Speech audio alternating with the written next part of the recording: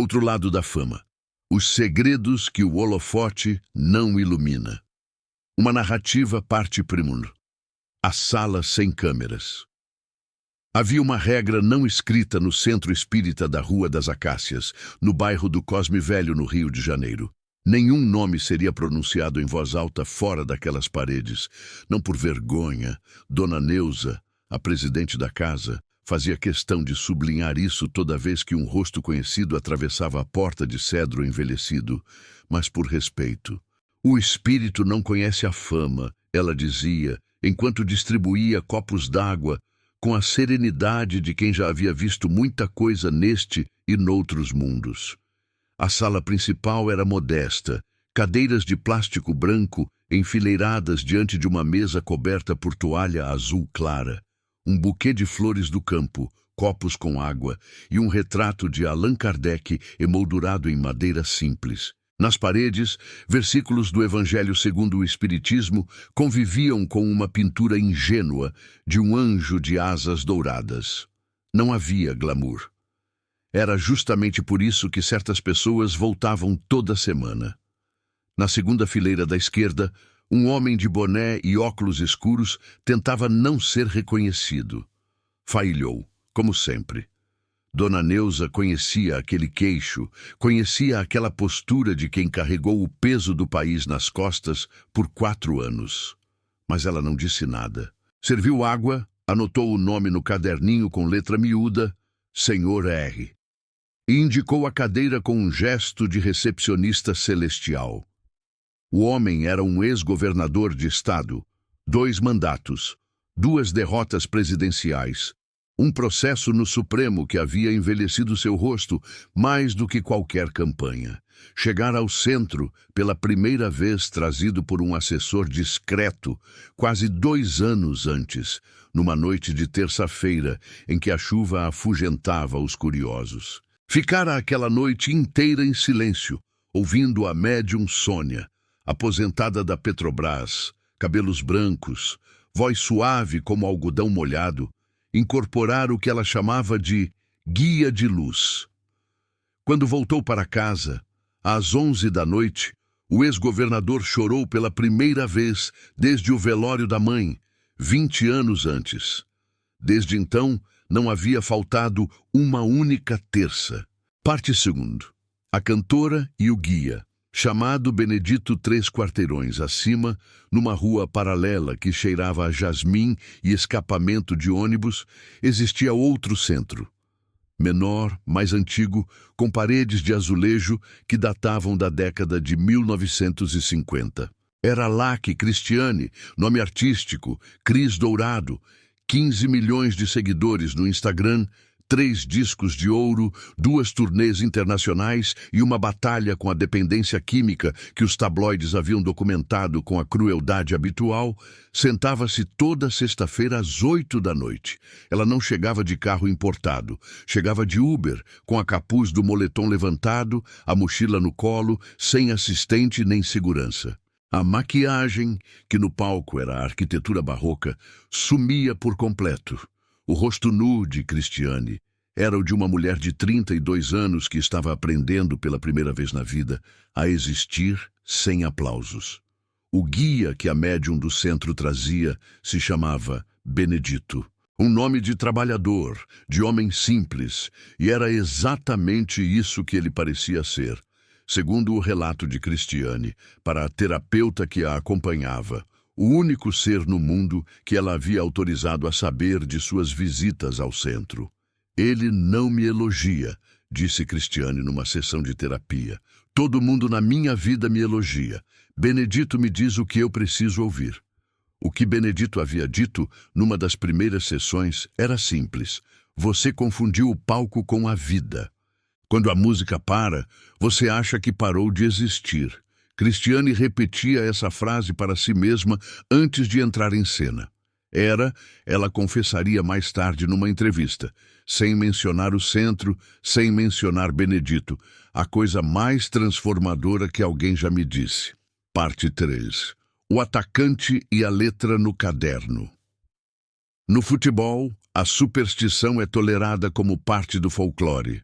Ninguém pisca quando um jogador beija o terço antes de entrar em campo, quando o outro aponta para o céu ao marcar um gol, quando o terceiro insiste em ser o último a atravessar a linha branca da entrada do vestiário.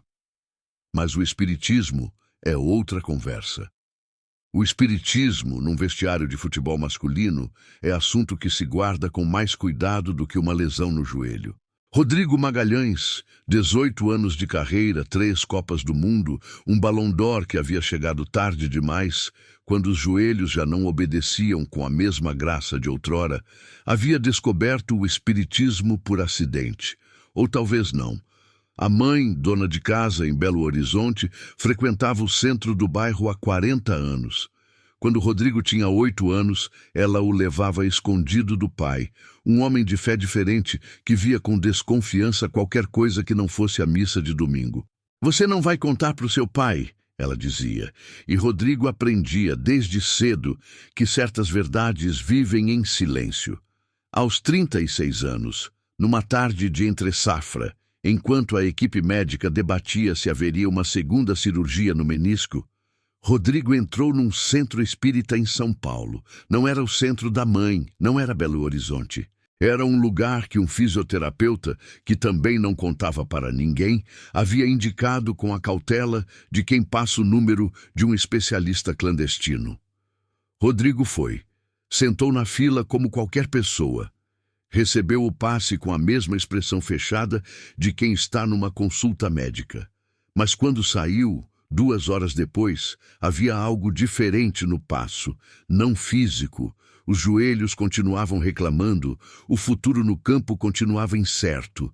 Era outra coisa, como se alguém tivesse destravado uma porta interna que ele nem sabia que existia. Começou a levar um caderninho, anotava o que a médium dizia, anotava as frases que ficavam na cabeça. Numa das páginas, com letra que parecia a de uma criança aprendendo, Rodrigo escrevia com a mão esquerda, diferente da que chutava. Estava rabiscado. "Você não é o que você faz. Você é o que você é quando não faz nada." O caderninho viajava com ele, para a Copa, para os amistosos. Ficava no bolso da mochila, entre o passaporte e o fone de ouvido. Nenhum colega de vestiário soube disso por anos. Parte 4. Por que o segredo há? Pergunta óbvia é essa. Por que esconder? A resposta tem camadas, como qualquer coisa que valha a pena entender. A primeira camada é a mais simples. O Brasil é um país de fé múltipla e ao mesmo tempo de julgamento rápido. O espiritismo, apesar de ser praticado por dezenas de milhões de pessoas, tornando o Brasil o maior país espírita do mundo em números absolutos, carrega o peso histórico de ter sido perseguido, criminalizado e ridicularizado. As classes altas o olhavam com condescendência. As igrejas evangélicas em ascensão o atacavam com ferocidade crescente. Frequentar um centro espírita para uma figura pública podia significar manchete, deboche ou ataques nas redes sociais. A segunda camada é mais delicada. A fama cria uma armadura. Políticos, artistas e atletas famosos são produtos tanto quanto pessoas. Há uma marca construída, uma imagem administrada, uma narrativa cuidadosamente costurada por assessores, relações públicas e agentes. Qualquer coisa que quebre esse verniz de invulnerabilidade, qualquer confissão de dúvida, de sofrimento, de busca espiritual, pode ser explorada. No Brasil político, em especial, demonstrar fragilidade espiritual é oferecer munição. A terceira camada é a mais humana de todas. O centro espírita é um dos poucos lugares onde a fama não serve de nada, onde o dinheiro não compra tratamento diferente, onde a médium que recebe o espírito não sabe ou finge não saber quem é o homem de boné ou a mulher de capuz que está na fila. É paradoxalmente um dos poucos espaços de anonimato verdadeiro que restam para quem não pode mais caminhar numa rua sem ser reconhecido. "Lá eu sou só uma alma", disse certa vez uma atriz de novelas. Famosa o suficiente para que seu rosto aparecesse em ônibus e outdoors em qualquer capital do Brasil. Para a amiga que havia lhe indicado o centro. Em todo lugar eu sou a personagem. Lá eu sou eu. A parte 5. A deputada e a turma de quinta, a deputada federal Marlene Assunção, 3 mandatos, líder de bancada, conhecida por discursos incendiários sobre segurança pública, não era o tipo de pessoa que se imaginaria numa cadeira de centro espírita às 8 da noite de uma quinta-feira em Brasília. E, no entanto, era ela. Com a mesma pulseira de ouro no pulso, o mesmo batom escarlate que era sua marca registrada, mas com os ombros diferentes, numa postura que seus assessores nunca viam. Não havia pauta aqui. Não havia câmera, não havia o olho clínico de monitorar o que o adversário estava fazendo enquanto ela falava. A história de Marlene com o espiritismo começava 20 anos antes, quando ela era ainda uma jovem advogada em Goiânia, e o marido havia sido diagnosticado com leucemia. Nos meses que se seguiram, ela foi levada por uma vizinha ao centro mais próximo. O marido morreu. O centro ficou. Não é que eu acredite em tudo. Ela havia dito uma vez para a filha, em conversa que a filha guardou como um tesouro secreto. É que eu acredito que existe mais do que a gente vê. E eu preciso de um lugar onde isso seja levado a sério. O problema era que a deputada havia construído uma carreira com um eleitorado que não veria com bons olhos um centro espírita. Seu reduto era evangélico, tradicional, desconfiado de qualquer coisa que cheirasse a macumba, palavra que, na confusão religiosa brasileira, era atirada sobre o espiritismo com a mesma imprecisão com que era lançada sobre o candomblé e a umbanda. Explicar a diferença era trabalho que não se fazia em comício, então ela não explicava. Ia, guardava para si.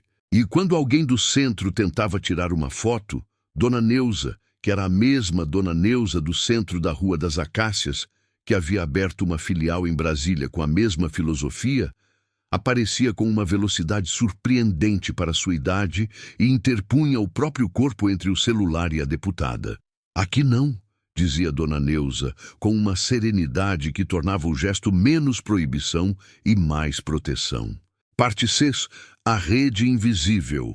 O que poucos sabiam e o que se tornaria com o tempo uma espécie de lenda urbana nos corredores de poder, nos camarins e nos vestiários, era que existia uma rede, não organizada, sem nome, sem grupo de WhatsApp, mas uma rede do mesmo jeito. Pessoas conhecidas que se descobriam umas às outras por acaso nos centros, que trocavam um aceno discreto, que às vezes saíam juntas e iam tomar café em algum lugar afastado para falar do que haviam vivido. O ex-governador e o atacante Rodrigo haviam se encontrado assim. Numa terça-feira de setembro, os dois chegaram ao centro da Rua das Acácias, com um intervalo de 5 minutos. O ex-governador levantou os olhos do caderninho que havia trazido. Ele também havia adotado o hábito dos cadernos, influência indireta de um amigo que, por sua vez, havia aprendido com Rodrigo sem saber, e reconheceu o rosto debaixo do boné. Rodrigo olhou para o lado e reconheceu o queixo do homem que havia sido manchete por anos. Os dois sorriram, não com cumplicidade conspiratória, com o sorriso de quem reconhece num estranho a mesma cicatriz. Depois da sessão, foram ao bar da esquina. Pediram 2 sucos de laranja. Não havia nada a esconder ali. Eram 2 homens tomando suco, mas sentaram no fundo mesmo assim, por hábito. "Há quanto tempo você vem?" perguntou o ex-governador. "Uns 2 anos", disse Rodrigo. "Você?" "Há quase 3. Silêncio. O tipo de silêncio confortável que só existe entre pessoas que já disseram muito, mesmo que não para aquela pessoa específica. "Me ajudou?" perguntou o ex-governador. E havia na pergunta uma honestidade que ele raramente permitia a si mesmo em público. Rodrigo pensou: não me curou, mas me ensinou a não ter medo da dor. É diferente. O parte 7. O que os guias dizem e o que os famosos fazem com isso. Uma das coisas mais interessantes de observar, para os que têm o privilégio de observar, que são poucos, é o que as pessoas famosas fazem com as mensagens que recebem nos centros espíritas. Não raramente, a mensagem é simples, quase banal na superfície. Cuide de quem está perto. Você está correndo de você mesmo. A pressa que você sente não é urgência, é medo. São frases que uma psicóloga competente poderia dizer, que um amigo próximo poderia dizer. Mas há algo na forma como chegam, através de alguém que não te conhece, que não tem interesse em te agradar, que não vai te cobrar nada, que lhes dá um peso diferente. Cristiane, a cantora, havia recebido numa das sessões uma mensagem sobre a mãe. O guia Benedito havia falado de uma mulher que havia sacrificado um sonho para criar uma filha. Cristiane sabia exatamente de quem se tratava. A mãe havia querido ser professora. Havia parado os estudos quando Cristiane nasceu, nunca reclamara, mas a renúncia estava impressa no olhar de toda uma vida. Cristiane havia ligado para a mãe no mesmo dia, às 11 da noite, chorando, pedindo desculpa por algo que nunca havia sido sua culpa, mas que ela carregava mesmo assim. A mãe ficou em silêncio por um momento. "Menina, você foi o melhor sonho que eu pude ter", disse. Cristiane passou 3 dias sem conseguir cantar. Quando voltou ao palco, havia uma nota no final do 3º verso que os músicos nunca haviam ouvido antes. Uma nota que ficou, que virou assinatura. A deputada Marlene havia recebido, numa sessão particularmente intensa, uma mensagem sobre um irmão mais velho, com quem havia cortado relações havia 15 anos, por uma briga de herança que, ao longo do tempo, havia revelado ser, na verdade, uma briga sobre amor mal distribuído na infância. Ela não havia ligado para o irmão, mas havia escrito uma carta que ficou 3 meses na gaveta antes de ser enviada. O irmão respondeu com uma carta maior. Nenhum dos dois falou sobre isso em público, mas quem os vê agora, nas poucas ocasiões em que aparecem juntos em eventos de família, nota que a rigidez desapareceu, não totalmente, mas o suficiente para que os sobrinhos se aproximem sem sentir a tensão no ar. Parte 8. Dona Neuza e a ética do silêncio. Dona Neuza tinha 72 anos. Havia fundado o centro há 28. Havia visto passar por aquelas cadeiras de plástico branco mais histórias do que qualquer biógrafo poderia capturar. Não contava. Não por lei, não por acordo assinado. Contava porque havia entendido, muito cedo na vida, que a confiança é a única moeda que não desvaloriza. As pessoas vêm aqui porque precisam de um lugar onde podem ser fracas, ela dizia para os médiuns que treinava. A nossa obrigação é proteger esse lugar. Se você sair daqui contando o que viu, você não está fazendo mal só àquela pessoa. Você está destruindo o lugar. Ela havia recusado entrevistas, havia recusado dinheiro, bastante dinheiro, de uma revista que queria fazer uma reportagem sobre os famosos do espiritismo. Havia recusado até uma homenagem da Câmara Municipal, porque a homenagem viria acompanhada de discurso público que inevitavelmente levaria jornalistas ao centro. "Eu não preciso de homenagem", disse ela para o vereador que trouxe o convite. "Eu preciso de paz para trabalhar." O vereador foi embora sem entender. Dona Neuza voltou para a cozinha, onde preparava o jantar dos médiuns que vinham de longe e ficavam para a sessão da noite. Parte 9.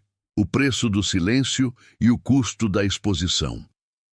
Em 2019, um tabloide havia publicado uma foto granulada de um jogador de futebol. Não Rodrigo, outro, mais jovem, mais exposto nas redes, saindo de um centro espírita no ABC Paulista. A foto fora tirada de um carro estacionado, com lente longa. O jogador estava de cabeça baixa, como alguém que havia acabado de chorar.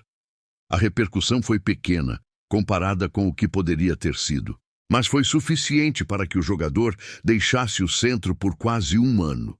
Voltou quando o técnico da seleção, que também frequentava, embora em outro estado, e que o soube pelo caminho não linear dessas redes invisíveis, lhe disse: não deixa quem não entende decidir o que você precisa. O custo da exposição não é só a manchete, é o custo de perder um espaço de silêncio numa vida que não tem silêncio em nenhum outro lugar. Foi exatamente isso que o ex-governador havia dito para Rodrigo naquele bar, com 2 copos de suco de laranja na mesa e o barulho da cidade lá fora. O mundo inteiro quer um pedaço de mim. Sempre quiseram. No centro ninguém quer nada. É o único lugar onde eu sou só um peso a menos. Rodrigo havia olhado para o copo. É isso, disse. Exatamente isso. Parte X. O que resta? Numa sexta-feira de março, o centro da Rua das Acácias completou 28 anos. Dona Neuza não fez festa. Fez sessão como toda sexta. As cadeiras brancas estavam ocupadas, como sempre, como desde o começo. Na segunda fileira da esquerda, o homem do boné. Na terceira fileira da direita, uma mulher de capuz. Perto da janela, um homem que segurava um caderninho no colo. Pela porta mais tarde, uma mulher de batom escarlate que havia tirado o batom no banheiro antes de entrar. Nenhum deles se conhecia. Todos eles se conheciam. Dona Neuza serviu água, anotou os nomes no caderninho. Senhor R. E bem, senhora C, mas senhor M, senhora A, e acenou para a médium Sônia, que podia começar. A luz da sala ficou ligada, como sempre. No espiritismo, diferente do que o imaginário popular supõe, não se apaga a luz. Trabalha-se na claridade. Era terça, era sexta, era qualquer noite de qualquer semana. Lá fora, a cidade continuava com sua pressa, seus noticiários, seus escândalos e seus aplausos. Aqui dentro, por 2 horas, existia outra coisa. Não havia câmeras, não havia holofotes, não havia ninguém para aplaudir ou vagar. Havia só pessoas, com seus medos e seus mortos e suas perguntas sem resposta e suas dores que o sucesso não havia conseguido curar. E havia Dona Neuza, distribuindo copos d'água, com a serenidade de quem já sabe o que o mundo ainda não aprendeu, que a fama é um volume alto demais e que todo mundo, em algum momento, precisa encontrar o botão de mute. O centro existia para isso e continuaria existindo em silêncio para quem soubesse chegar. Fim. Nota do autor. Esta é uma obra de ficção literária. Os personagens e eventos descritos são inteiramente fictícios. Qualquer semelhança com pessoas reais é coincidência. O Brasil é de fato o maior país espírita do mundo em números absolutos, e os centros espíritas são espaços abertos a todas as pessoas, independentemente de sua origem ou condição social.